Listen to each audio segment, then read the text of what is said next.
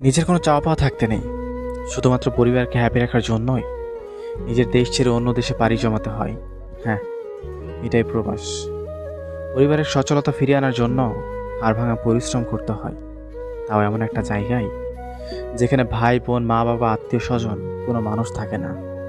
অসুস্থ হলেও দেখার মতো কেউ নেই। নিজের যত্নটা একান্তই নিজের।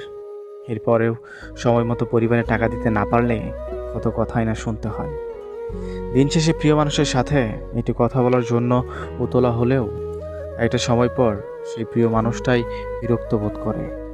এমন অনেক মানুষ আছে যারা সময় মতো দেশে ফিরতে না পারার কারণে তার প্রিয় মানুষটিকে হারিয়েছে, অন্যের হয়ে যেতে দেখেছে।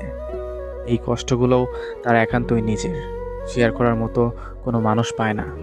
এরপরেও মাসের শেষে তাকে বলা হবে, এই মাসে একটু বেশি করে টাকা পাঠাতে পারবি।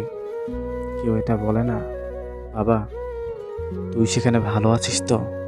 আমাদের সম্মান করা উচিত সেই সব মানুষদের যাদের হাড়ভাঙা পরিশ্রমে একটা পরিবার সচ্ছলতা ফিরে পায়, যাদের কষ্টগুলো সবসময় লুকানো থাকে, যাদের কারণে দেশ উন্নয়নের দিকে যায়।